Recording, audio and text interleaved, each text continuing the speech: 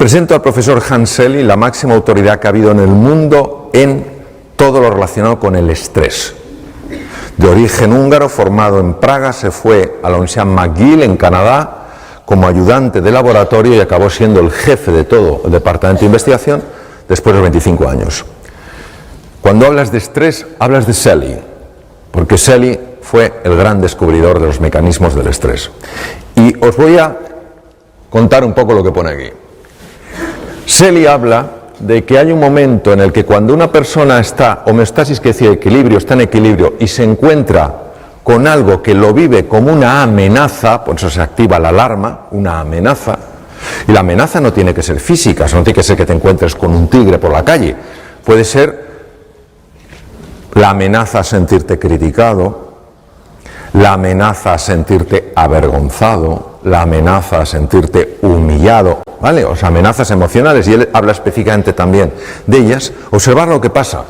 Se produce un intento de resistencia. La resistencia produce un enorme desgaste en el ser humano. Una enorme resistencia. Intentando o contraatacar, pues tú más. ¿Sabes lo que os digo? Pues tú más. O huir. Yo quiero salir de aquí, me quiero esconder, o bloquearte. Son las tres formas de resistencia que utiliza el ser humano y también los animales. Y fijaros lo que dice Selye, y bueno, lo dice y sabemos que es así, pero lo primero que dijo fue él: cuando estás mucho tiempo en esta fase de resistencia, llegas a lo que se llama exhaustion stage, la fase de agotamiento, de breakdown, de hundimiento, y aquí es donde hay más posibilidades de que aparezca la enfermedad. Porque el organismo se ha agotado de tanto resistirse. Se ha agotado. O sea, imaginaros que alguien me está empujando y yo estoy así. Claro, después de un rato yo estoy que no puedo con el cuerpo. Lo bonito es ver cómo el encuentro afecta a esa fase del agotamiento.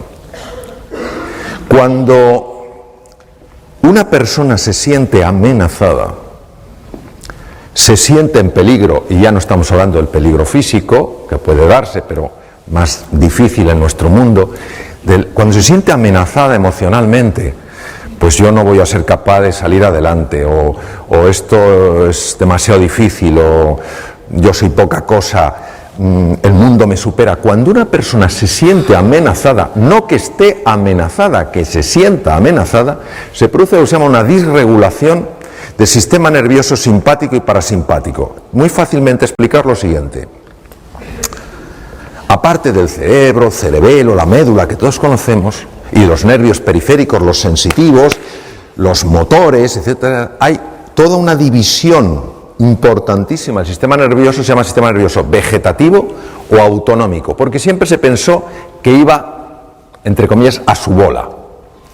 Y tiene dos ramas, tiene el simpático y el parasimpático. El simpático es el encargado de activarse en situaciones de alarma, situaciones de peligro. ¿Por qué? Porque, por ejemplo, lleva sangre a los músculos. Si nos persigue un tigre, imaginaros, cuando éramos en la época del Paleolítico, si nos persigue un tigre dientes de sable, la sangre donde tiene que ir es a los músculos, para correr más, no al tubo digestivo. A nadie se le ocurre que si te persigue un tigre dientes de sable y pasas debajo de una higuera llena de higos maduros, digas, ¡qué maduros que están! Hagamos una paradita. Porque claro, el tigre dientes de sable dice, me lo como, pero además es que se merece que me lo coma. Pues claro, bien, entonces, ¿qué quiere decir? Que el sistema nervioso simpático se activa en situaciones de alarma, situaciones de amenaza. Por tanto, cuando alguien se siente amenazado, los dos sistemas, simpático y parasimpático, que están perfectamente regulados, para estar atento y a la vez relajado, ya no estás relajado, ya estás en situación de amenaza. ¿Cuál es el impacto de esto? El impacto de esto, de la hiperactividad del sistema nervioso simpático, es muy conocido. Y os voy a contar una historia que yo viví para que sea más claro de entender, y sobre la propia historia, que es una historia que yo la viví cuando estaba en mi práctica clínica, hace ya unos años, pues nos va a dar mucha luz para entender luego lo que ocurre en el cuerpo. Un día llega a mi consulta una mujer, pongo una Margarita porque se llamaba Margarita, llega a mi consulta una mujer alta, rubia, con gafas, con cara afable y que llevaba un sobre de hospital, un sobre plástico blanco de hospital, muy grande porque recuerdo perfectamente cómo iba así. Y entonces mi enfermera llama, entra, levanta el sobre, me lo deja caer y todavía me acuerdo del ruido que metió al caer. Han pasado muchos años. Me mira a los ojos y me dice, doctor, no puedo más, ayúdeme por favor. Digo, bueno, cuénteme, ¿qué le pasa? Dice, mire doctor, llevo 3 años con un dolor de estómago horroroso. Me han hecho de todo, le traigo todas las pruebas, una cosa así, le traigo todas las pruebas, estoy con omeprazol, ¿sabéis lo que es omeprazol? Como decían los hermanos Mayo, bienvenidos al club, ¿sabes? Estoy con omeprazol, con 40 miligramos de omeprazol, entonces no existía el lansoprazol, pantoprazol, solo existía el omeprazol, que era una medicación que te dejaba el 90% del estómago sin secreción. Dice, no me encuentran nada, me han hecho de todo, pero yo no puedo seguir viviendo así. Margarita, tengo que echar una ojeada a las pruebas. Y sí, doctor, estuve 1 hora, y estoy acostumbrado a ver esas pruebas, claro. Estuve 1 hora viendo aquellas pruebas, todo normal. ¿Sabéis lo que son las endoscopias? Eso de abra la boquita que no se va a enterar. Sédeme, por favor. Yo recuerdo una vez, yo todas las pedía con sedación. Me acuerdo una vez que me viene un enfermo y me dice, me viene primera vez a la consulta y me dice, doctor, si usted me va a pedir otra endoscopia, prefiero que me abra en canal. Una cosa tremenda. Bueno, total, la última endoscopia, Margarita, hacía 2 meses, todo normal. Lo veo, sí, todo normal. Y entonces empiezo a darle vueltas al tema. Yo llevaba ya estudiando esto años. Y le digo, Margarita, ¿hay algo a usted que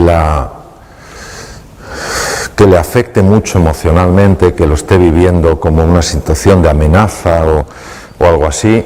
Y se queda ella mirando y dice, no, doctor, yo estoy casada, tengo mis hijos, todo va bien, están todos bien, sanos, gracias a Dios, tengo, en fin, en casa no pasamos apuro económico, no hay nada. Digo, no me refiero a algo que realmente a usted le haya generado un gran susto o una gran preocupación, sino algo que cada día o casi todos los días le genere un poco de tensión, un poco de desagrado. Entonces se queda callada y dice, sí, doctor, hay algo. Digo, ¿qué? Dice, mi jefe, no le soporto. En ese momento me vino como un insight, dije, Margarita, ya tengo una posible solución para usted. Y nunca lo olvidaré. Me dice, doctor, ¿me va a subir el omeprazol? Digo, Margarita, está usted a dosis máxima, no le puedo subir el omeprazol. Y va y me pide como en tono suplicatorio, ¿me pedirá entonces otra endoscopia? O sea, nadie me ha pedido así una endoscopia, como si fuera un regalo navideño. Dije, pero Margarita, si la última se la han hecho hace 2 meses. Dice, entonces, ¿qué me puede ofrecer usted? Le dije, pues mire, le ofrezco lo siguiente. Le ofrezco que a partir de ahora, cada vez, ahora no se oye, ahora sí, no sé qué pasa, se va. Me voy a quedar así, si veis que me quedo... Si veis que me quedo así, no es que me pasa nada raro. Es que tengo miedo que no se me oiga. Bien, voy a enganchar esto, por si acaso, para no tanto giro. Bien. Le digo, Margarita, creo que tengo una solución para usted. Me dice eso, endoscopia, digo, no. Cada vez que vaya a la oficina a partir de ahora durante 2 semanas y vea a su jefe, le va a sonreír. Se me queda como la tumba de Tutankamón. Vamos, como la momia. Se me queda así. Yo me imagino, no me lo dijo, me imagino que estaría pensando, qué mala suerte tengo. No solamente me encuentro con un incompetente, sino que además es imbécil. Se queda así, se recupera un poco, hay un silencio, y entonces me mira y me dice, doctor, cambia el tono. Cambió el tono. Sacó uñas. Sí. Doctor, mi jefe no se lo merece. Y yo le dije, no es por él, es por usted. Y me dijo, no me va a salir. Y le dije, pues finja. Se me queda así como diciendo, prepárese que esto es como el frontón. Usted me da, yo soy una pared. Usted me da, es una pared. Y me dice, doctor, es que lo que usted me pide... Se puso como enfadada. Lo que me pide usted es tan raro. Y tal cual. Y dije, Margarita, es que no le puedo ofrecer otra cosa. Entonces ella se fue muy decepcionada. Le dije, 2 semanas, Margarita. Ella me miró como diciendo, usted a mí no me ve el pelo más. Total, se va. Yo doy por hecho, totalmente por hecho, que Margarita no va a volver. A las 2 semanas, yo de tanto quirófanos, consultas y tal, pasan 2 semanas, pasan 15 días, estoy sentado de nuevo en la consulta, en el mismo sitio, mi enfermera tiene la lista de los enfermos y tiene preparadas las fichas, pero yo normalmente ella va entrando y va saliendo, busca al enfermo, lo trae y ya me da la ficha, eso. Empiezan a pasar enfermos y entonces sale y resulta que fuera estaba Margarita. Entra mi enfermera, maravillosa, se llama Pilar, y Margarita desde fuera, antes de entrar, me mira y me dice, hola doctor. No había entrado en la consulta yo. Hola Margarita, que me acordaba.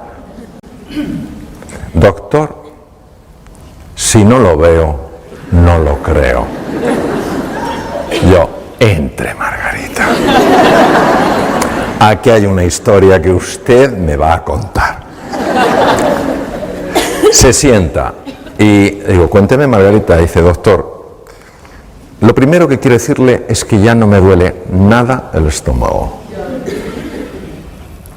Dice, pero le voy a contar todo el proceso porque le va a interesar. Y yo, desde luego. Suelte, cuénteme. Dice, mire, yo salí de aquí, entonces para y dice, doctor, primero, bueno, segundo le voy a decir una cosa, es usted un médico bastante raro, ¿eh? Y le dije, sí, eso me han dicho. Dice, bueno, le cuento, yo salí de aquí pensando que era una estupidez lo que me había dicho, pero no sé por qué decidí probarlo. Total, me había dicho 2 semanas. Dije, lo voy a probar, voy a experimentar, a ver si lo que me ha dicho ese loco funciona. Digo, cuénteme. Dice, mire, el primer día, tuve que utilizar todos los músculos del cuerpo para esbozar una tenue sonrisa.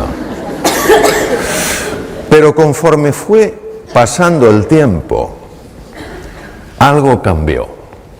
Me fue más fácil la sonrisa, pero han pasado así cosas muy interesantes. Digo, cuénteme. Dice, la primera de ellas es que usted no sabe lo que mi jefe ha cambiado.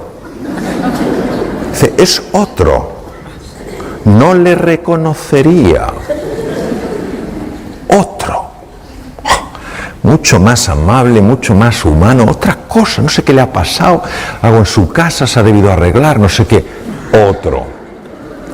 Dice, lo segundo, como le digo, doctor, es que se me ha quitado por completo el dolor de estómago, pero no me he quitado el omeprazol hasta que usted no me lo dijera. Me dice, pero sí, me he quitado el Almax. Ella no me había dicho que tomaba Almax. ¿Sabéis los que son los sobrecitos de Almax?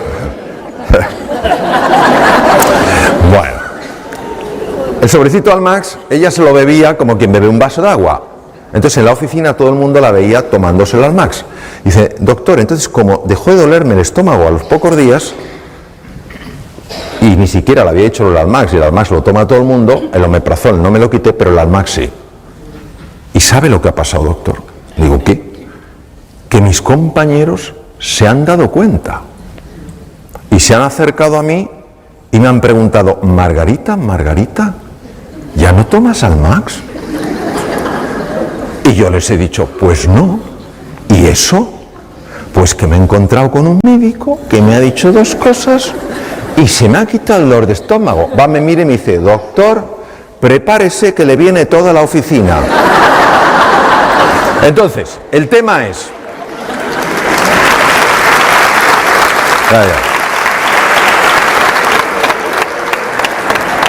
Uno se pregunta, ¿cómo es posible esto? Y ya tenemos una explicación. Tenemos una explicación de por qué el omeprazol no hacía nada y tenemos una explicación de por qué su jefe cambió. Y la explicación ya se conoce. Cuando una persona se siente amenazada, se activan unos núcleos en el cerebro que se llaman amígdalas. Siempre digo lo mismo, pero es que no quiero que haya confusión. Cuando hablo de amígdalas en el cerebro, no estas.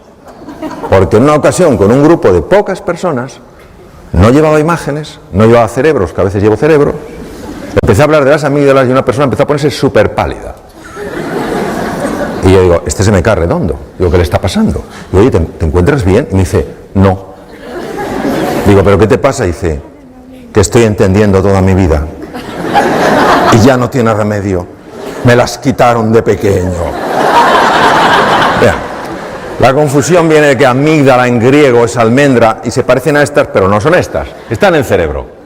Es nuestro detector de amenaza. Cuando la amígdala se activa ante la percepción de una amenaza, lo primero que hace es robar sangre de la parte anterior del cerebro, lo cual produce cambios muy importantes en la percepción de nuestros recursos, porque al activarse la amígdala y reducirse el aporte de sangre a la zona anterior del cerebro, se pierde capacidad de comprender, se pierde capacidad de aprender, se pierde capacidad de ser creativo y se pierde capacidad de tomar buenas decisiones. Por eso, cuando tú, Blas, antes hablabas del sentido positivo de la vida, incluso en la enfermedad, es muy importante, porque si tú la enfermedad solo la vives como una amenaza, no podrás encontrar recursos naturales que tienes que te pueden ayudar a tomar vías que favorezcan la curación, porque ni siquiera las verás. Por eso un niño, una niña en un colegio, en una escuela, un estudiante en una universidad, donde sea, una persona en una empresa, que se sientan amenazados, no que estén amenazados, que se sientan amenazados porque no hay una cultura de encuentro, de cordialidad, de afecto, y activen estos centros, no importa lo inteligentes que sean, no podrán comprender, no podrán aprender, no podrán ser creativos. No porque no lo tengan, sino porque cuando se activan las amígdalas, el riego de la zona anterior del cerebro se reduce. Y esto explica perfectamente por qué determinados jóvenes que no van bien en un contexto y no aprenden, cuando les cambias el contexto, les cambias la forma de enseñanza, aprenden y aprenden muy deprisa. Pero es que el efecto en el cuerpo es también muy marcado, y uno de los efectos es en el estómago. Cuando una persona se siente amenazada, y Margarita se sentía amenazada por su jefe, que no necesariamente la estaba amenazando, pero ella se sentía amenazada, el sistema nervioso simpático hace exactamente lo mismo que si te persiguiera un tigre. El tubo digestivo lo paraliza. ¿Entendéis? Porque no te vas a poner a comer si te persigue un tigre. ¿Qué pasa con un estómago que se paraliza? Un estómago que se paraliza es un estómago a través del cual la comida no puede fluir bien. La comida, cuando no fluye bien, se estanca. Cuando se estanca, se pudre. Cuando se pudre, fermenta. Cuando fermenta, produce gas. ¿Qué hace el gas? Hincha las paredes del estómago. No hay medicación, algunas que te reducen el gas, pero el omeprazol, por más que te baje el ácido, si el problema no es el ácido, el problema es la dilatación del estómago. En el momento en el que Margarita empezó a buscar el encuentro, al principio con una tenue sonrisa forzada, estaba mandando al cerebro un mensaje: tú no sonríes en presencia de la amenaza. ¿Os imagináis el tigre y que digas tú, ¡oh, qué oportunidad! ¡Oh, charlemos! No. Entonces, el simple hecho de el propio cuerpo disponerlo para el encuentro, y la sonrisa es así, es suficiente para que el sistema nervioso simpático se desconecte y se active el parasimpático. ¿Por qué se le quitó el dolor a Margarita? Porque el estómago empezó a funcionar. Ella no tenía ningún problema de estómago, por eso en las endoscopias no se veía nada, no había nada. Porque la dilatación no se ve en la endoscopia. Bien. Cuando al profesor Hanseli, del que os he hablado, le entrevistaron porque se hizo muy famoso, en una de las entrevistas de radio le hicieron una pregunta normal. Su respuesta fue singular. Estamos hablando de un fisiólogo puro que se pasó 25 años en laboratorios. No estamos hablando de un místico, no estamos hablando de alguien, de un filósofo, no estamos hablando de un gran humanista, hablamos de un biólogo puro. Le preguntaron, profesor Selly, ¿qué es lo que podemos hacer en una sociedad tan distresada? El distrés es el estrés negativo, como el de Margarita, el que daña. ¿Qué podemos hacer en una sociedad tan distresada para bajarlo? Contestación de Hanseli: ganarse el amor de su vecino. ¿Cómo es posible que este hombre fuera capaz de intuir cosas que se han descubierto muchos años después? Parte de la genialidad de él. Hoy en día sabemos que cuando una persona se encuentra con otra, con estos lazos de afecto, de cordialidad, de voluntad, de cooperación, automáticamente el cerebro produce una sustancia llamada beta-endorfina. Es un analgésico natural potentísimo. Capaz. Es como si tuviera algo, dije, vuelve al centro, que te estás yendo. Capaz de reducir el dolor físico. Se sabe que es real, se sabe que es beta-endorfina real, no es algo imaginario, porque se bloquea con naloxona. Es decir, verdaderamente está bloqueando una molécula, es decir, el ser humano en el encuentro experimenta menos dolor. Imaginaos el impacto que tiene esto en medicina. Tiene un impacto tremendo. Trabajo en un tema con niños con patologías malignas y esto es una cosa que estamos trabajando muchísimo. Hasta qué punto el encuentro, el sentirte apoyado, etcétera, verdaderamente tiene un impacto en la reducción del dolor, ¿no? Bien, pero lo siguiente que tampoco sabía el doctor Selly, pero lo intuyó, fue que cuando dos seres humanos tienen esa voluntad de encontrarse, esa voluntad de cooperar, esa voluntad de colaborar, se libera en sangre una hormona llamada oxitocina. Las damas que estáis aquí diréis, esta hormona es mía. Yo soy mujer, yo he dado a luz, la lactación, todo lo que es el parto, la oxitocina, sí, pero también la tenemos los hombres y mujeres. La oxitocina es la hormona que se llama la hormona del amor, porque cuando tú te conectas con un ser humano, amistad, amor romántico, amor filial, lo que quiera, agape, amor como elección, la oxitocina protege naturalmente contra la enfermedad. Es un protector, por ejemplo, un protector del corazón y baja las cifras del LDL, del Low Density Lipoprotein, el colesterol, digamos, que se llama colesterol malo. Este es uno de mis maestros, el profesor Richard Davidson, dirige el centro más sofisticado en el mundo de imagen cerebral en relación a estados de silencio, estados meditativos, etc.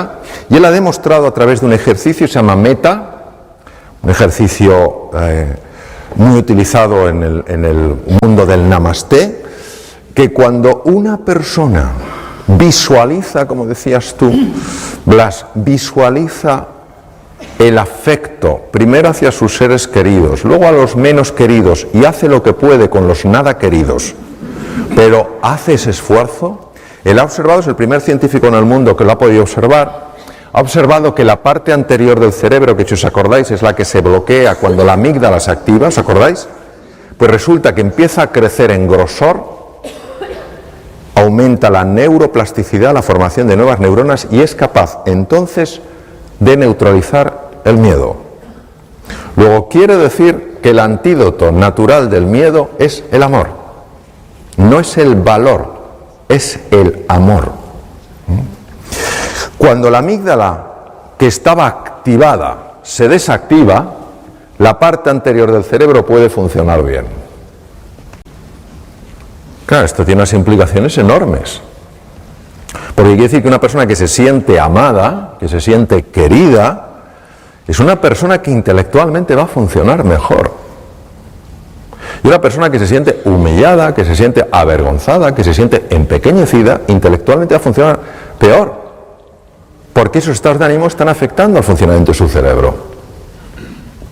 Estas otras cosas las que se ha demostrado, otros investigadores, que cuando una persona se siente amenazada, los dos lados del cerebro no se llevan bien. Sabéis que tenemos dos hemisferios, ¿verdad? Es como una nuez, el izquierdo y el derecho. Pues se ha visto que cuanto más amenazada se siente una persona, más lateralización se produce, es decir, menos hablan entre sí los dos hemisferios. ¿No os parece que lo lógico sería que ya que tenemos dos hemisferios por lo menos se lleven bien? Parece de cajón. Pues no, se llevan mal. ¿Cuál es el problema? El problema es que el lado izquierdo, el hemisferio izquierdo, es muy bueno en unas cosas. Es muy bueno en razonamiento lineal. Esto me lleva a esto, esto me lleva a esto, esto a esto. Es muy bueno organizando, es muy bueno estructurando, es muy práctico, muy organizado, muy fiable en eso. Pero el hemisferio derecho es mucho más imaginativo. El hemisferio derecho además es el que tiene más conexión con el cuerpo físico. El hemisferio derecho es la puerta al inconsciente. Claro, nosotros necesitamos a los dos. Necesitamos al soñador y al hacedor. Necesitamos al imaginativo y al práctico. Necesitamos a los dos. Cuando una persona se siente amenazada, los dos hemisferios se desenganchan. Curioso.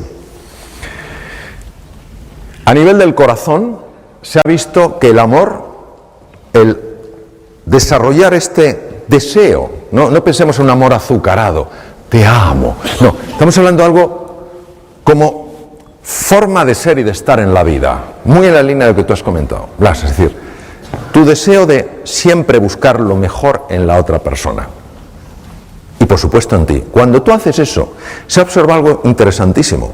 Nosotros para ver el ritmo del corazón usábamos el electrocardiograma, pero resulta que es muy vasto para medir la dimensión de la que os voy a hablar.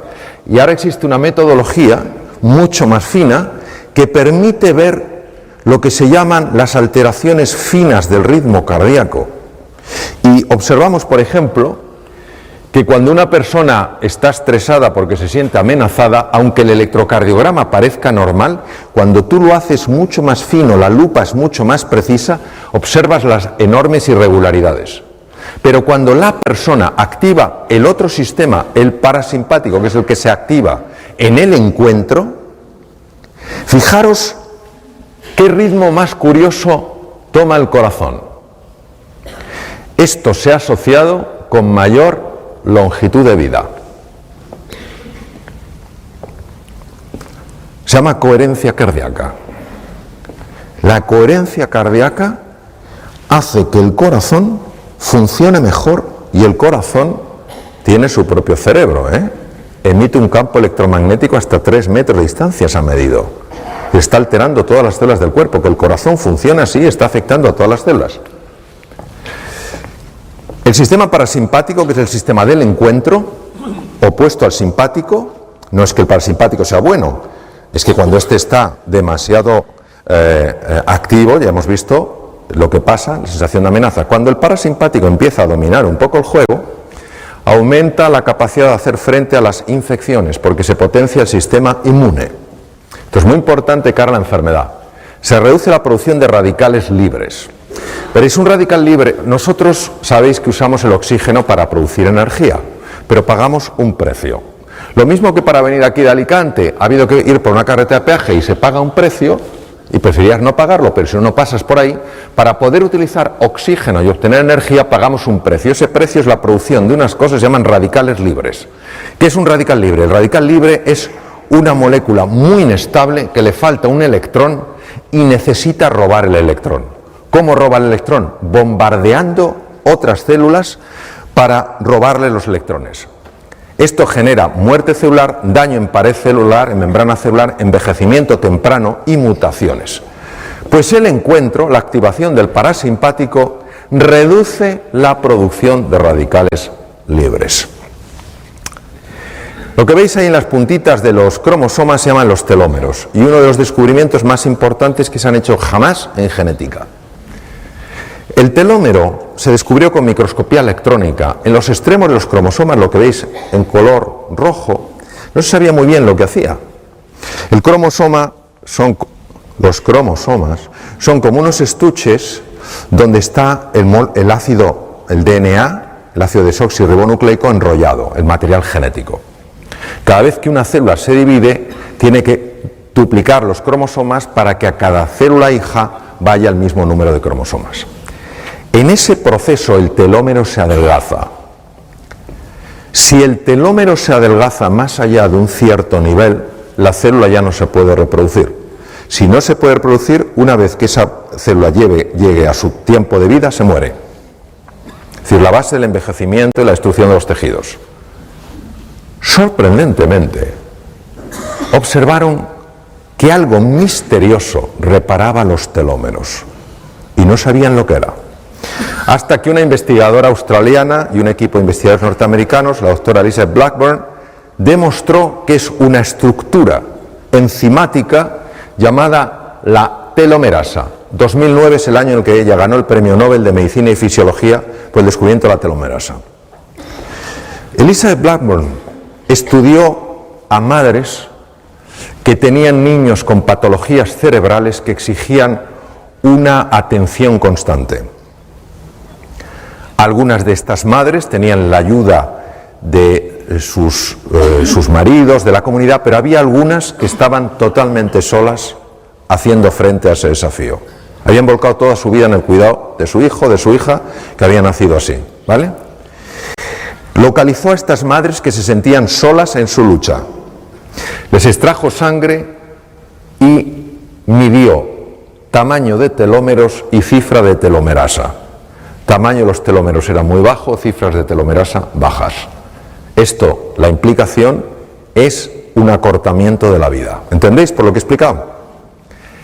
Se le ocurrió que a todas esas madres que ella había localizado de motu propio, ponerlas en contacto para que hablaran, para que pudieran compartir sus penas y sus alegrías, para sentirse comprendidas. De nuevo la presencia del encuentro, del amor.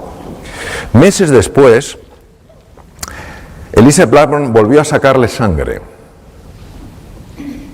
Los telómeros tenían longitud normal y la cifra de telomerasa se había normalizado. El centro más importante del mundo de investigación en monos, el mono que se utiliza ahora es el macaco, que es el mono que parece que ha hecho la mili, porque tiene el pelo como rasurado así, ¿sabes? Por el chimpancé ya prácticamente no se utiliza, lógicamente. Entonces, el centro más importante del mundo está en Estados Unidos. Hicieron la prueba de separar a monitos de sus madres y de sus familias y criarlos solos. Los monitos se volvieron muy agresivos y bloquearon la expresión de dos genes, bueno, un montón de genes, pero de dos familias de genes. La familia de genes que protege de las infecciones, el sistema inmune, cada vez estaban malos, cada 2 por 3, y genes que afectan al desarrollo de la inteligencia del simio. Era la primera vez que se documentaba que la falta de afecto tenía este impacto. Entonces eligieron una pareja de monos ya adultos muy cariñosos, muy achuchones, como vosotros los de Cambi, de abrazo. Entonces pusieron a esos monitos que no habían expresado genes de la inteligencia de simio ni genes del sistema inmune a interaccionar con estos monos amables y cariñosos. Meses después, estos monos habían transformado su conducta, mucho más sociables, los pequeños, más sociables, pero es que además les sacaron sangre y vieron que ahora sí expresaban los genes de protección del sistema inmune y los genes de desarrollo intelectual del macaco, que hace que resuelvan cosas que si no, no pueden. Impresionante. Es decir, nunca es tarde para amar y nunca es tarde para esperar un efecto del amor. No importa el pasado que una persona haya tenido.